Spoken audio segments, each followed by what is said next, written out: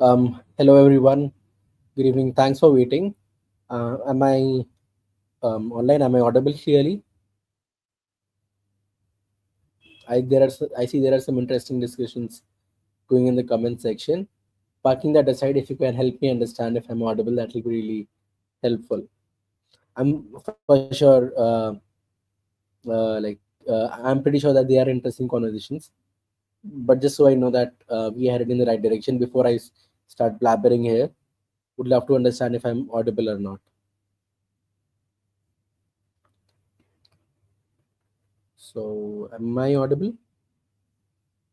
Are there any comments that say that okay, are we good to go or something like that? Do, do, do, do, do. Yeah, Rudra says audible, so I think we are good to go. Okay, cool. Well, thank you everyone for joining in. Um, I'd love to know like how many of you are already building GenAI projects or RAG projects, or they've already been building projects with Pathway. So, quick question, like how many of you have already built some of the other GenAI project? Um, if you can, if you build something, you can go about saying something like built. You can simply say built in the comment section. If you're joining offline, then you can raise a hand. That's okay. That's just for you to understand the people around you, how much they have progress in the journey. Okay, I see some people have already dabbled a little bit about it. Okay, so um, I would go about covering some of the concepts about GenAI here, so that it's a good precursor to what you're gonna learn ahead. Quick introduction from my side: I work as a director of growth at Pathway. Pathway is a live AI maker, which means that people would typically use Pathway for making AI systems that can think and learn in real time. Now, that's an interesting paradigm which is not so commonly adopted, which is why perhaps you, as a student at an emerging IIT, has a good chance to leverage this know-how and build some projects which can help you propel yourself into the market in a good way, which can be from the perspective of getting great interviews or getting maybe even building startups. By the way, I know two people from our community who have gone ahead to raise funding. Um, so that's a great validation as to how much you can achieve. Um, and they've recently, I think, raised seed funding. One of them is a Y Combinator company, but then um, these are all these good signals that you can also achieve some a few things beyond simply the job scenario and internship scenario. Okay. Now, for those who are being super active about the comment section, I would request you don't go about spamming it, because you're kind of hampering the experience of those who are here to learn properly. It doesn't make you any smarter, trust me. But okay, and apart from that, with me I have Saksham here. Saksham is working with me. He is a DevRel engineer at Pathway. He is a graduate of IIT Delhi. He did his BTech from there, and then he has worked with EXL as a part of the GenAI team. Had done some research work with NTU Singapore, and around again, I think Jenny, if I'm correct, I am not very sure about the NTU stint as to what was the specifics of it. And at Pathway, if you look on to our website, if you look at the bootcamp, a lot of things, then Saksham has a great role to play there. In fact, the hands-on sessions that we will be having going ahead will be led by him. Okay, Yeah. so Thanks, that's a bit thanks. about him. Yeah. Yeah. Great to meet you guys. Yeah. I'll see you in the hands-on session. Yeah. Yeah. Cool. So with that, let me directly jump into the session, and I'll try to cover some of the elements so that you can get to know. I mean, this is more of an intro session, so you get to know some of the core elements about it. Yeah. So let me share my screen.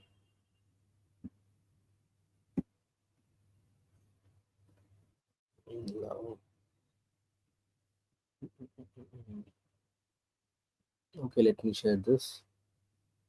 Okay, going to share my entire screen. Not much of an issue as such. Huh. Okay, I think my screen should be visible right now. Um, if it is not visible, then I would really rely on Saksham or anyone from our friends at IIT Bhilai to give me a call and let me know that hey, we are headed in the wrong direction. Okay. So, but nonetheless, this is some small presentation that I've put across to compile a few learning elements quickly. I'll be navigating to our website and between some of the blogs that are good explainers for you to understand as to the significance of the things. Okay. If you want to check out Pathway, I'll give you some quick introduction, by the way, about us. So, for those of you who are into competitive coding, you can possibly see Pathway as a company that has multiple ICPC and IOI medalists. Um, that's right. So technically, in India, we have not, produced any of the ICPC medalist or any top 10 code jam finalists to date. So that's why you don't have many Indians at Pathway either. But then I'm pretty sure recently, if you know, India got a gold medal at the International Olympiad of AI as well. That's a very splendid stint. Another teams who have been winning medals have been supported by us in the past. Uh, the team of Pathway includes several people who have been these crazy top 10 red coders in the journeys. They have, barring around 5 or 6 people, most of them have been PhDs or postdocs from top 20 universities around the world. Um, um, Few guys that I particularly like working with, that I've collaborated a lot with, include Adrian, for example. He did his PhD at 20. He co-founded the world's first competitive coding platform. Um, he was also a professor at Ecole Polytechnique, which is like the IT Bombay of France. And we have Jan, who has co-authored several works with Geoff Hinton, was a part of Google Brain. Uh, and we have Susanna, who's the CEO. She did her PhD in complex systems, did some phenomenal inventions in the domain of maritime trade, which is where Pathway actually initially was born. Okay. If you want to go about, if you really want to stay up to date as to what is the next big thing happening, then you might want to, add your email ID here and subscribe to it. If you don't want to, that's totally up to you. No worries as such. But when we release our paper or publish any key developments in the space, then it will be coming here. This homepage of the website is turned to a waitlist for a pretty significant enough reason, because what we're headed towards is equally important. Nonetheless, if you want to go and check out rest of the learning resources and documentation and everything, then you need to scroll below and come to this section. Access our tooling here. Okay, you'll click here, you will be taken to the tooling section. Okay, that's a bit about how you can go to the section of the website where it is easier for you to grasp what is happening.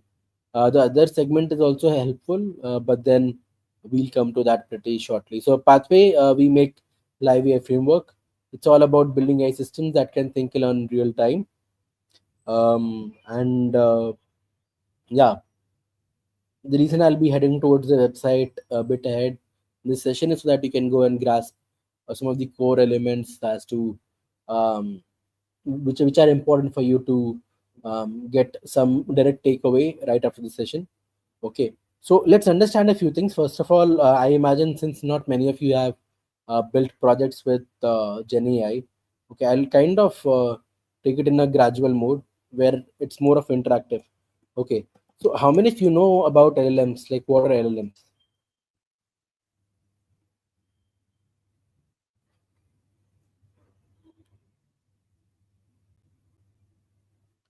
Um, so, can anyone like who knows the full form of LLM type it in?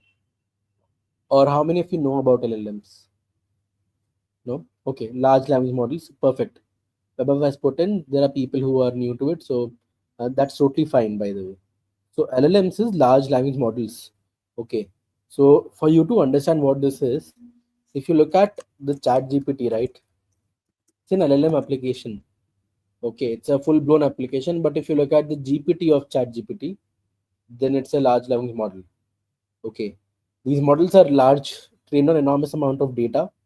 Okay, apart from that, what's the core characteristic of it? Large models. Okay, let me click on this. Large models. Okay, language models. They were initially based for text-based use cases. Okay, like in the sense, if you look at the old models, then they were all built for processing text data. Excellent at transfer learning. Now, what used to happen is, uh, if you look at previous models, right? Um, a model built for a particular use case would serve it excellent for that use case, but then if you plug it into a lot of other use cases, then they may not fare so well. These LLMs, they are very versatile in nature. It's like saying, hey, if you know cricket, if you then it is not so difficult for you to figure out how to play baseball. Okay, because the way these models are built, it is very easy for them to go about uh, improving with the help of transformer learning and context in context learning. What is in context learning? In context learning means that if you give it just the right context, then it will know how to go about it. Okay, this is a very important thing for you to know, this particular element. Okay. um, So the entire fuss about building ILM applications in today's time, it is about nailing this element on how nicely you can control the context of the models, okay, and build some programs or logic on top of it so that your LLM applications are robust and do what they are supposed to do. Okay. Then there's another concept called as RLHF, which make these models very powerful. It's reinforcement learning with human feedback. So there are actually humans at the back who are going about working with the reinforcement learning process to reward a particular correct behavior and to penalize a wrong behavior of a model. Okay.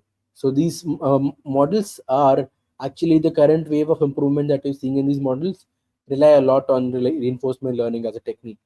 It's like rewarding what is correct. Okay, so they are trying to retrieve more and more relevant things. Retrieve means pull.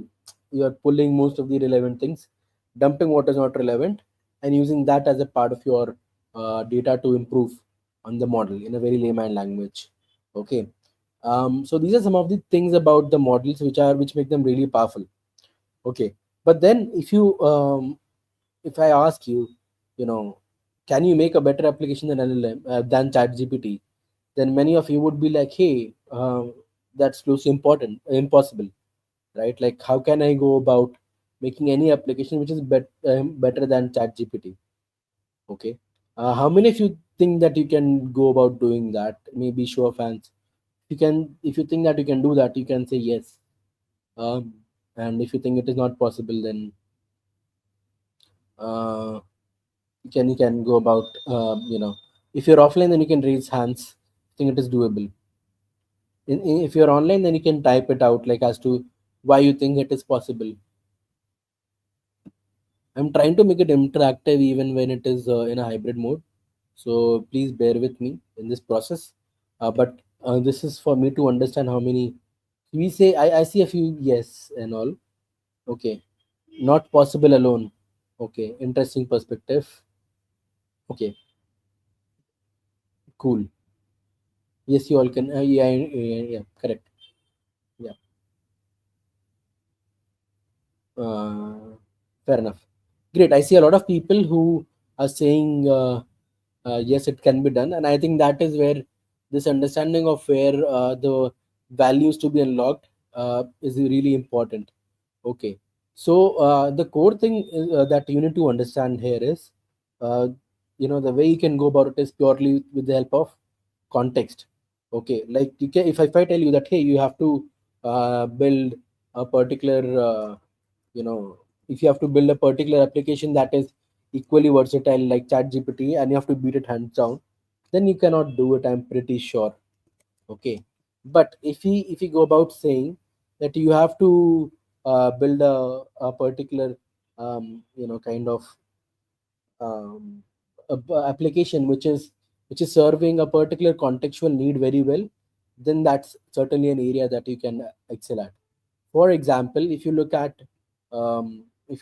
Cursor as an application, right now you will see a lot of um, you will see a lot of applications that have spun up in the West, which are kind of adaptations of what Cursor has done. In fact, if you look at Y Combinator thesis or look at the recent startups under Y Combinator, they would go about saying their Cursor for this, Cursor for that.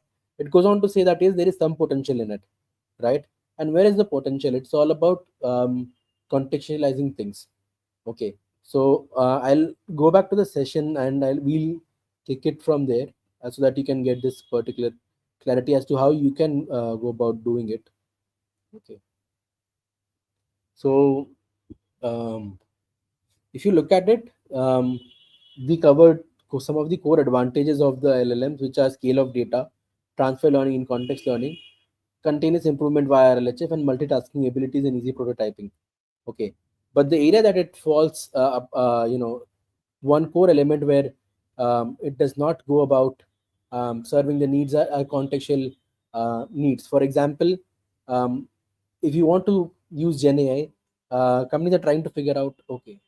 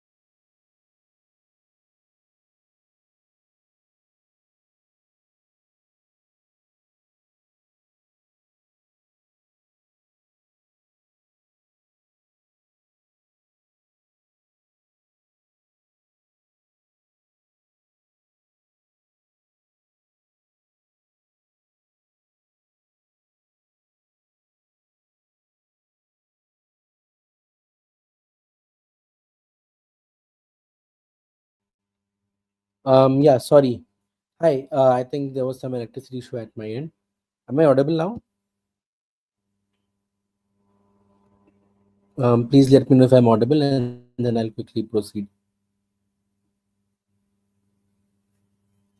Also, I'll go about moving this particular. Mm, okay, yeah, cool. One second.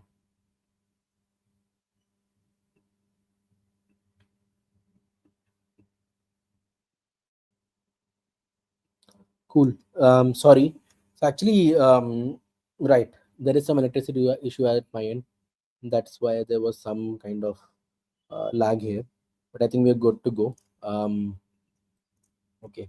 So I was talking about the core elements where LLMs are good at. Okay, but if you look at look at the real use cases, you realize there are a lot of elements where actually these models are not so good about. These models are not so good inherently, and that's where companies want to rely on engineers like you, that you can go about leveraging those some of your skills there to build applications that can solve very specific problems in a better way. And in fact, if you look at the entire fuss about the problem statement that was a part of the inter IIT, it was a lot about leveraging the capabilities of LLMs, doing some engineering on top of it, and solving some particular problem statements in a smart way. Okay, so I'll go about it. And if you look at it from the standpoint of even your employers, right? For example, if you're hired by Netflix, Amazon, or any of these crazy companies, any companies today are dabbling with these kind of pain points. Okay. They want to know how they can become GenAI first to optimize various functions, but um, they also want to keep their internal GenAI projects up to date. The problem is that so many things are happening in the GenAI space as to what a model can do, cannot do, and everything, that it is becoming really difficult for a lot of players in the space to catch up. So when you are trying to engineer stuff, you have to understand what is the core value and whether it is likely to be of utility to people even as things evolve. Okay. While doing that, companies want to make sure that they are taking a very safe implementation route. They don't want to go about flouting on the security parameters and everything, or they don't want to go about compromising the personally identifiable uh, data of people who are using their applications. For example, if anyone is if you know Sam Altman, who is the CEO of OpenAI, who has made ChatGPT, he was telling in one of the conferences recently, like he feels that he's deeply disturbed by the fact that a lot of people are going about discussing some up and very personal things with the ChatGPT application. And the problem with that is that if you're doing it in a standard mode, then the application is not going to be so private, and people will be able to view the chats if they want to. And so he was like, hey, you should really know understand where you can use it and you cannot. The point being, even in enterprise setting, or even as a company, or you as a developer, you'll have to understand see some of these points, which is where the concept of guardrails come in, that you will understand as you go ahead in the journey with us. Okay. And while doing that, people want to ensure that they are going about picking the optimal GenAI stack. They want to ensure it is cheap, it is accurate, it is minimalistic, scalable, and agentic if possible. Like, can it learn continuously? Can it go about uh, performing on some very unique tasks and excel at it? Okay. This is precisely the domain where a lot of these players would typically step in. You also have players like Crew AI and all those folks. If you would have seen their logos, then this is precisely where these of the technologies are typically leveraged, and you would also go about using them. Okay, so we understood where LLMs are excellent and everything, what they do, what they cannot do, and the missing piece for you to solve is okay. Images are loading a bit slowly. I'll just move ahead, but they have limitations. What are the limitations? Again, if you typically go about using a off-the-shelf model, then they would not go about mentioning a source every single time. When you use a ChatGPT application, then you need to understand that it's an engineering work at the end. So what you're seeing at ChatGPT is like uh, it's not just the API, it's way more than that. And not just ChatGPT, let's say if you go about using some older model, for instance, which is open source and all, then by default, you will not go to know the source of the answer. Okay. Unless it is going and accessing the web and saying, okay, from web, where did it get the answer? Okay. So, for example, if you ask, okay, let's say I'm wearing an RCB jersey right now, right? You go and say, hey, how many times did RCB win the, you know, did they win the IPL? Ultimately, if you know how these models work, you know that it's a prediction game at the end of the day. Okay, it is trying to predict what is the best thing that it can say. Okay, and that is mostly through some level of probabilistic calculation. Okay, now the problem in that is that it's such a complex model in general that if you want to know, okay, within the model's training data where exactly the answer came from, you cannot know that, which means that at some point, if it goes about saying, hey, RCB never won it, for example, and you say, no, it has won it twice, you idiot. And then it will go by saying, hey, I'm sorry, yeah, it has won twice, once in this year and one in this year. Now, you know that that information is not correct, by the way. So that's a problem with these models, that they can sometimes go about saying wrong things. They can hallucinate. Okay. In fact, hallucinate also became the word of the year couple of years ago, I think in 2023, and it was not for the generic English definition. It was very specifically for the AI definition, which was about that not as it says, LLMs are notorious for hallucinating, generating completely false answers, often supported by fictitious citations.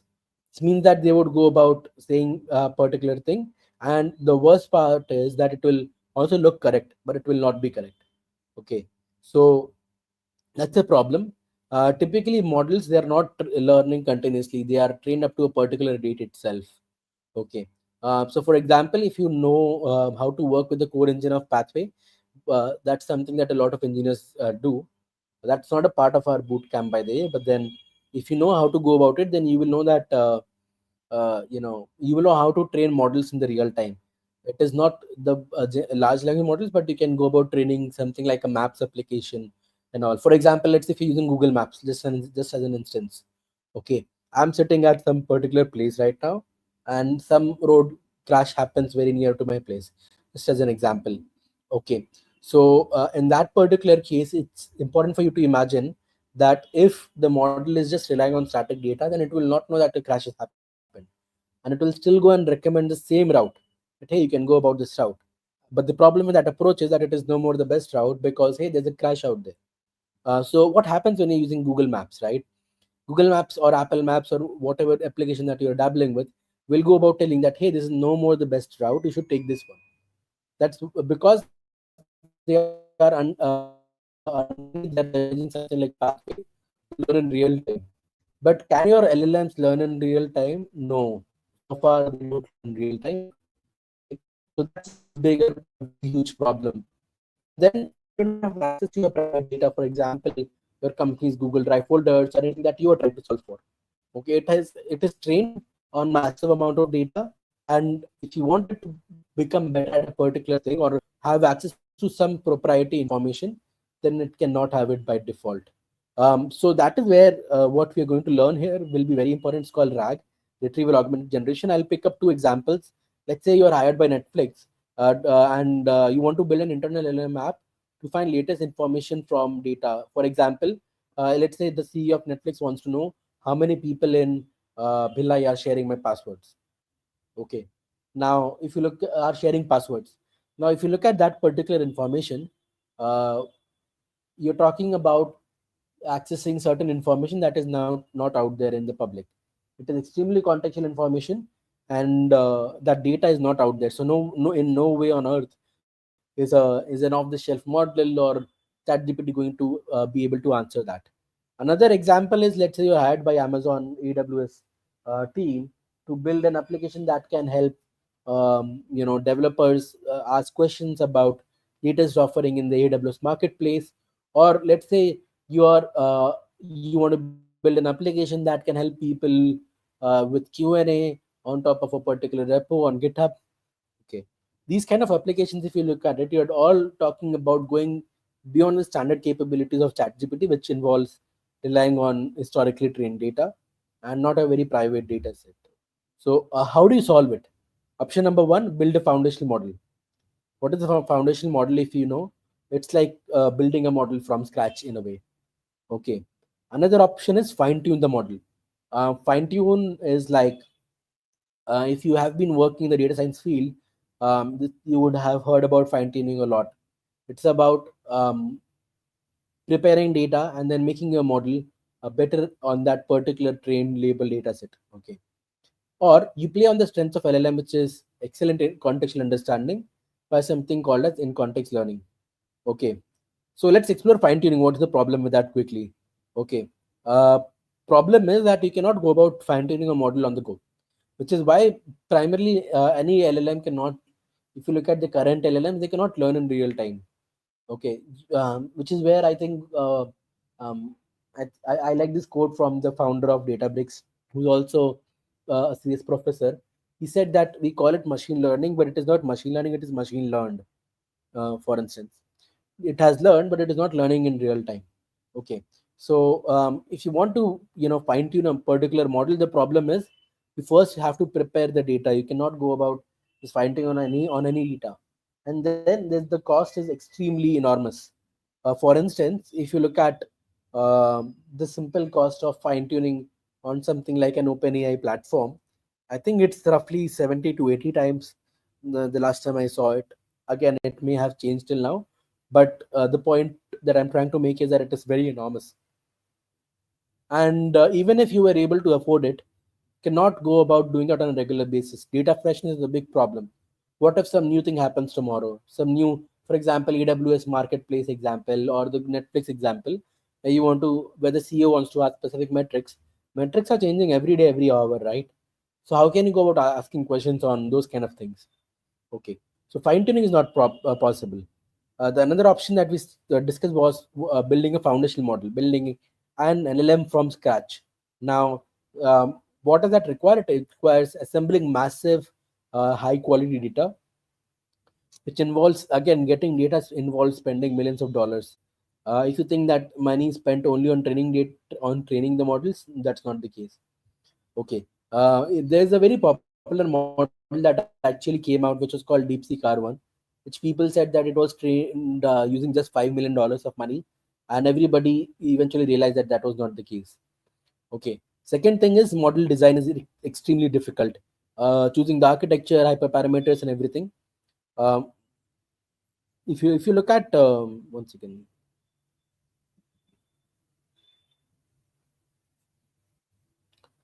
just yeah, sorry.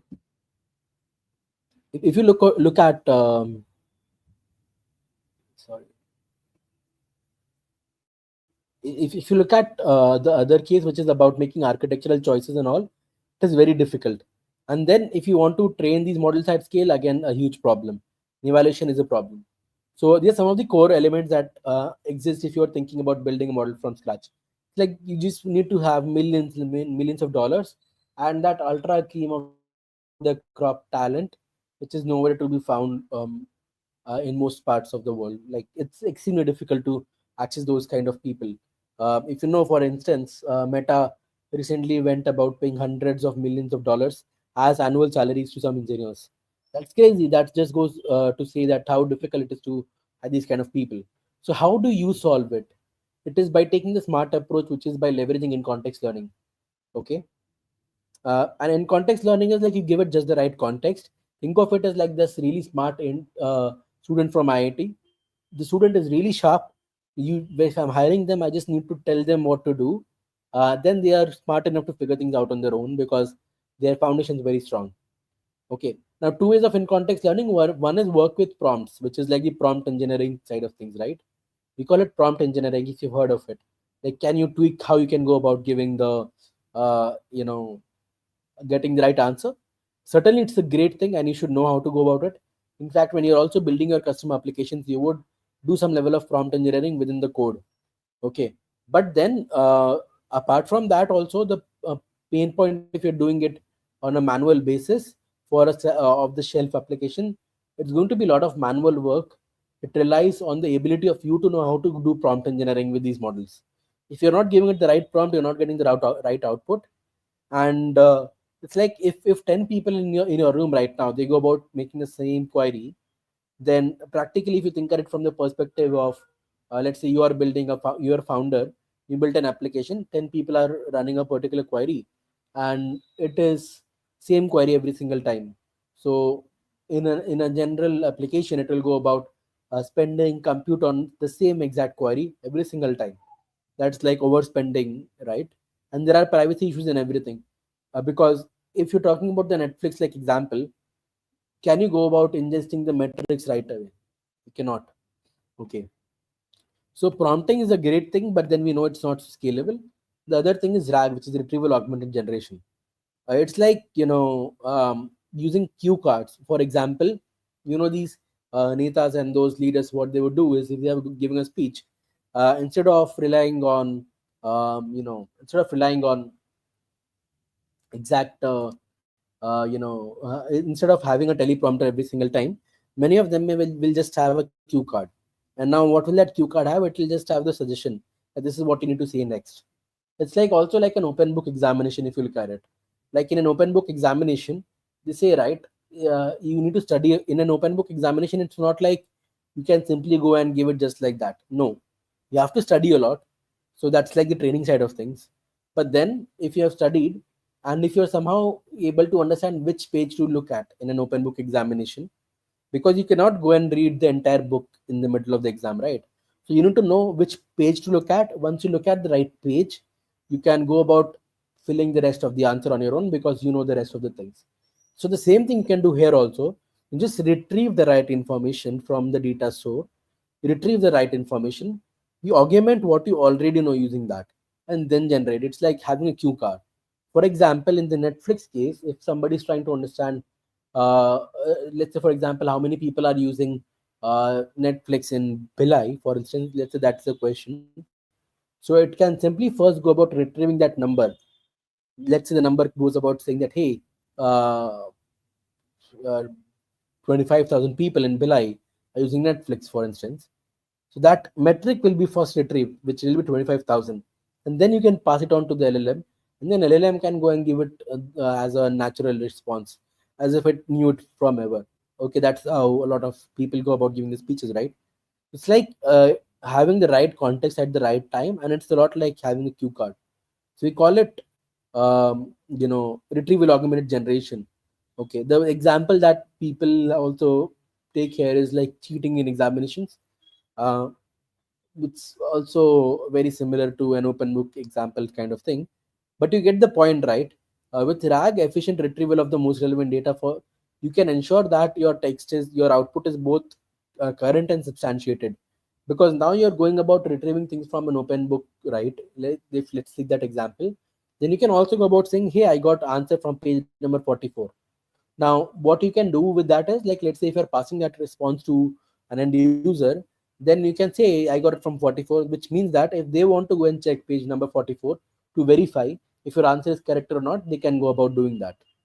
So now you have solved a key problem, which is using making LLMs, usable for very specific use cases with the help of RAG. We call it retrieval augment generation, and this is precisely what you will learn in your journey with Pathway. Okay. If you look at basic RAG architecture, it's very simple, like what we saw so far. That you have data here, you will retrieve it, and then basis the prompt that the user is giving, you'll use that data. You'll retrieve the right information from your data source, augment your answer, and then give it out as an output. Okay, that's a very standard RAG application. And if you've heard about agentic applications, it goes a bit beyond it, where you would go about saying, hey, why am I just simply retrieving and giving an output? Can I plug in multiple systems together so that they can go about answering things which are not inherently a part of the LLM strength? For instance, if you notice that I discussed, right, the LLMs are essentially doing some probabilistic calculation, which means that you can imagine that they're not going to be so good on things like maths and all inherently. Now that means that, okay, for example, if you go to some older model, I think now they've deprecated GPT-4 and all. But if you just go about picking an API of LLM of Llama 2 model, for instance, okay, and you give a really long text and you ask it how many words are there in that text, it will give a particular answer. But that answer may be wrong in several cases. Why? Because essentially it is not a word counting machine. It is just simply trying to guess what is the best next answer that should come out. It will look at your input and make a guess. Now that guess may get right at some times, it may get wrong at some times. Similarly, for mathematical calculations also, it is not inherently so good at it.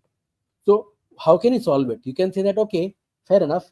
What I will do is I will put a model beforehand which will first classify if this is the query that should go to an LLM, or I should simply use a standard tool for counting words. The model will do a simple classification task. So the next time when somebody goes about putting a particular prompt, the model will simply understand which tool to call, right? Is it a word counter tool? Is it a mathematics tool and all? And then that tool will give the output first, and then you will retrieve that particular output like you do in a RAG setup, and then give that output. That's a very agentic way of doing things, and which is where the word agents come in the picture. Okay, so trying to give more and more autonomy to these systems that they can go and do a lot of work for you. So this is what is all about RAG and agents and everything. We're going to learn this in a bit more depth. Uh, for those of you first year or second year students who found it extremely difficult to comprehend this particular session completely, I'm sorry about that. But the good news is that you can still go about learning these things in the journey. It is very much doable for you. What is needed is some Python proficiency is good to have. Even if you don't have it, then it's not much of a problem because it's not so difficult thing to learn. You can figure it out on the go. Okay, so that's all from my side.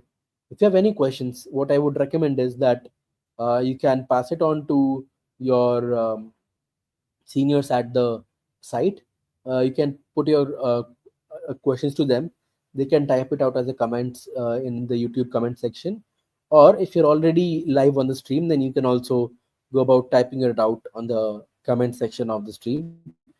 I will pick it. Um, and yeah, so please do type in your questions. I can wait for a couple of minutes to see if there are any questions that you guys have. Can I share PDF? I could, but I wouldn't because then the thing is that you will learn it in a lot more. It's a shortcut kind of way that I just presented. You can learn things in a lot more elaborate manner going ahead. So learn it the right way. Don't take the shortcut. In this session, I had to take you through a lot of things, no? So I went about also just simply scratching the surface of some very important concepts that we should not go about skipping so quickly. So if this was just a one-off session where you were not getting access to us at, then I would have been happy to share it. But since you have access to us, we have partnered with your friends at DL and AI Club, so it wouldn't be DS and AI Club, then it won't be much of an issue. Okay, yeah. Any other question apart from this?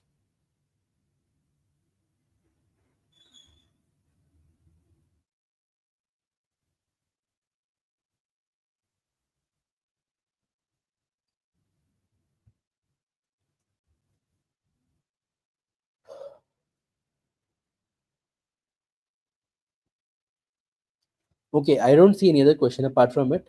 Um, One of the core things that I would want to say at this particular point in time is that when you're going to go about completing this particular journey, even if you go about taking part in hackathons and all after this, try to pick these learnings to come up with these kind of projects which should at least help you secure some great internships or start some companies which are relevant even with the current pace of developments that are happening in the industry.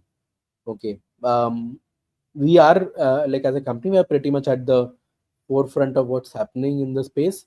So we will try to keep you posted. You as a student or a developer can also leverage these learnings to get up to speed and spin up some really good projects. Um, so that will be my endeavor here. That you like, if you guys can go ahead and surprise us to show some really cool projects, that will be a great success for us. Apart from that, I think that we are good to go right now. Thank you very much for having us online. And yeah, looking forward to staying in touch with you guys. You will hear more from Saksham going ahead as well. Thank you. Have a great day ahead.